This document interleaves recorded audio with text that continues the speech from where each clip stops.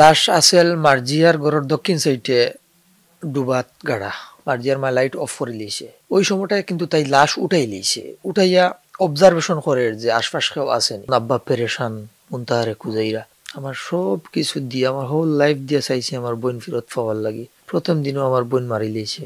5 মিনিটের বাতাত বাচ্চানে মারছে, মারিয়া ফালঙ্গ বস্তাত বসছে, বরিয়া রাখি দিছে। তাই 6 বছর বয়সও তাই অনেক কিছু মসজিদ স্কুল সব দিক দিয়ে বালা, মাথার দিক দিয়ে যে এক্সপার্ট, বড় মানুষের মতো মারতে পারে। লাস্টে একটা বই নিয়ে আমার বয়স দিছে। নিখোঁজ যাওয়ার আগের দিন আমার স্যালারি আইছে, আমি আমার আব্বারে টাকা দিয়েছি। পরের দিন জলসা আসলাম এলাকার।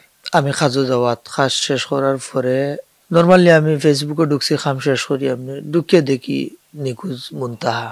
সিমো কল দিছি, দেওয়ার পরে আব্বার লোকে কইছি। তখন আব্বা পেরেশান, মুনতাহারে খুঁজাইরা। তখন আমি আম্মারে দিছি, দেখলাম যে আম্মা ফেসবুকে দেখলাম মুনতাহা হারিয়ে গেছে। বা গুসলো গেছেন, গুসল তাকি নামাজও যাইরা, আর তাই অফিসের গেটও বই থাকছে। বললাম ফিসর গেটও বই থাকছে, তাই হামেশা আশপাশ সব ঘুরে, আর ফিসর গেটও বই থাকছে, ওখান থেকে তুমি তেন ফাইরায় না, কারণ কিতা? পুরা ইউনিয়নও মাইকিং করা হয়েছে, মাদ্রাসার জলসাত, মসজিদও। প্রত্যক্ষদর্শী মার্জিয়া আমার লাগা গরর, এরা আসলে আমরা কোনো রিলেটিভ নাই, রিলেটেডও নাই। তো তারা মারার কোনো রিজন আমরা খুঁজাই পাইয়ান না। একটা রিজন, যেটা হইল গিয়া আমার বোন টিউশনি পড়াইতো, তাই আমার বইনের টিউশনের ম্যাডাম আসেল মুনতাহার বড়, যে আমার ছোট। আমরা আগে জানতাম না, তাই কইছে যে আমরা কাপড় মেলিয়া দিলে, কাপড় শুকানির লাগি মেলি দিলে ওই মেয়ে কাপড় নিয়ে ফালাই দিত। মুনতাহারে রাস্তাঘাটে ফাইলে চিল্লাইতো, কাদাইতো। ওটাও যে সময় মুনতাহা তার কাছ থেকে ফোড়ানি বাদ দেওয়া হয়েছে, ফোড়ানি বাদ দেওয়া হয়েছে, ওই মেয়ের ঘরে কোনো বেটা মানুষ নাই, ফ্যামিলিতে কোনো বেটা মানুষ নাই। তো দেখা যাইতো অনেক সময় ফোড়ানি শেষ করিয়া আমার মুনতাহারে লিয়া এই বাড়ি যাইতো গিয়া, বাজারও করছো বা অন্য কিছুর দরকার হইলে আমার মুনতাহা লইয়া যাইতো গিয়া। তখন আমরা লাগাবাড়ির ফুলারে রাখিয়ে আমরা ভাই বোনরে পড়াই।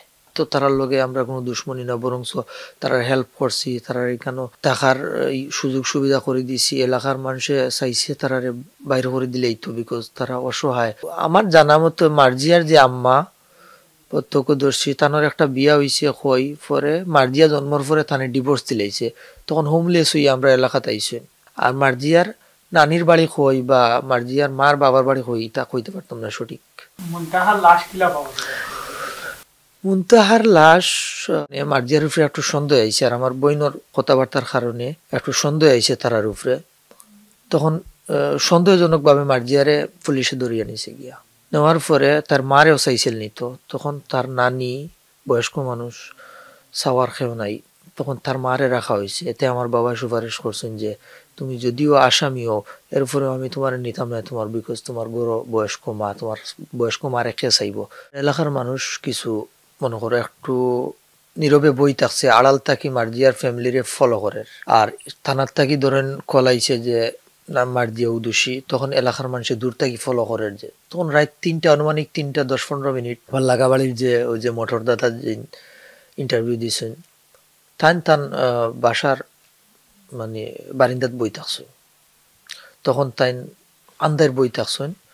তখন তাই দূর থাকি দেখরা মার্জিয়ার মা দরজা খুলিয়া একটা চেয়ার দিব ফান খার, রাত 3:30, 10-15 মিনিটও।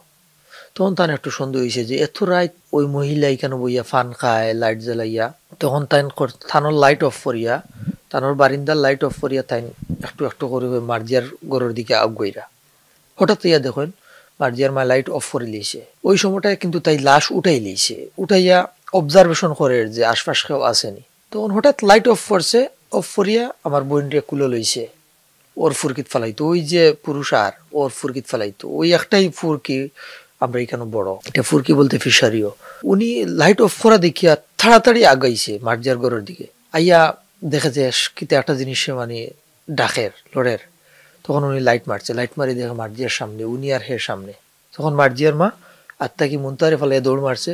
তো উনি মুনতাহারে না দৌড়িয়া আগে শিখ দিছে, আর মার্জিয়ার মারে ধরছে। ধরার পরে আশপাশ এলাকার মানুষ আইছে, আমার ফ্যামিলির মানুষও বাড়াইছে। যে সময় বাচ্চা 4টা কতত নিছে, তারা নিউ সাথে সাথে মারি ফেলাই দিছে। 5 মিনিটের বাতাত বাচ্চানে মারছে, মারিয়া ফালঙ্গ বস্তাত বসছে, বরিয়া রাখি দিছে। রাখি আর বাদ ও রাইতো গাত কুদিয়া ফাঁসের যে গাত হয়েছেন, গাতর গাত কুদিয়া তারা রাখছে নিয়ে চাইছে লাগা করো রেন্ডে ভাসাইবার লাগি ফুসকুন্ডিত ফালাইতো বুড়া বেটিয়ে। ফুসকুন্ডিত ফালাইতো বাচ্চা লইয়া লাশ লইয়া হয় আর হেন দেখরা একটা মানুষ আসতেছে আর ওই তাই দিয়েছেন দৌড় আর লাশ পালাইয়া দিছে বেটিয়া দৌড় লাশর ঘরে না গিয়া বেটিরে দৌড়িয়া শিখরাইয়া সারা এলাকার মানুষরে দলা করছেন জড়ো করছেন অতটুকু আমার। এই যে ছোট বাচ্চারে মারলো এই ঘটনার আপনি কিটা বিচার তো চাই? আমরা একবার সুচ্চ বিচার চাই, এমন কোনো মা কুর খাড়িয়া নিত না। বিয়ে পরে মুনতাহা আমরা একসাথে 7 মাস আসলাম।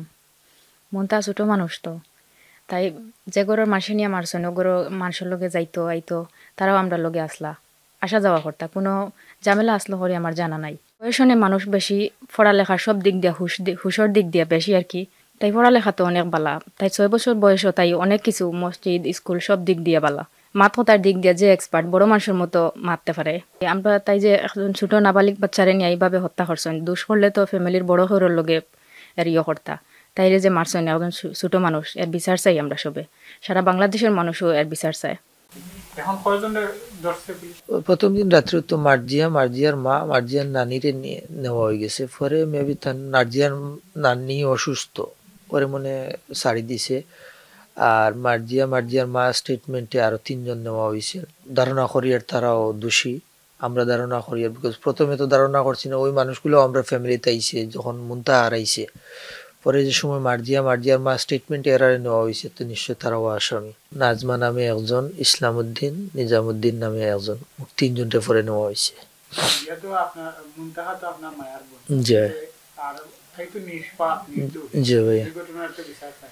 ইনশাআল্লাহ আমরা বিচার চাই, এটার বিচার চাই। এমন বিচার হইতো যে ভবিষ্যতে হইতা কল্পনাও করতো না, ইতা কাজের কল্পনা করতো না, ওলা বিচার চাই। আপনি তো যেহেতু নিখোঁজ হয়, আপনি তো কইছিল আপনার মায়ার বোনদের চাই, জি। তা ওর যে তার বিনিময়ক আপনি তাইলে জি। জিনিসটা দিতে কইতা। আমি যে সময় 3 দিন হয়ে গেছে আমার বোন খুঁজে পাইয়েন না।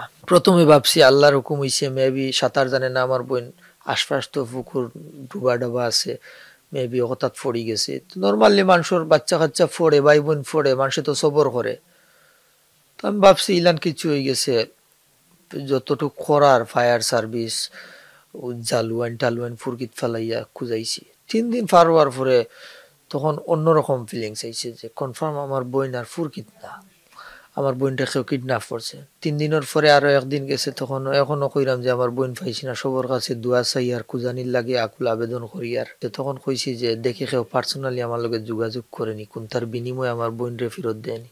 তখন আমার বাইর লগে যোগাযোগ করিয়া আমি কইছি যে আমার পার্সোনাল নাম্বার দেই, আর কেউ কিচ্ছু চায় কুচ্ছুর বিনিময়ে আমার বোনটা অক্ষত চাওয়ার লাগি আমি মানুষের কাছে কইছি। আমার সব কিছু দিয়ে, আমার হোল লাইফ দিয়ে চাইছি আমার বোন ফেরত পাওয়ার লাগি, কিন্তু কেউ আমার এই পোস্ট দেখছে না। প্রথম দিনও আমার বোন মারি লিয়েছে। কিতা কইতাম ভাই, কিচ্ছু তো কোয়ার নাই আমার।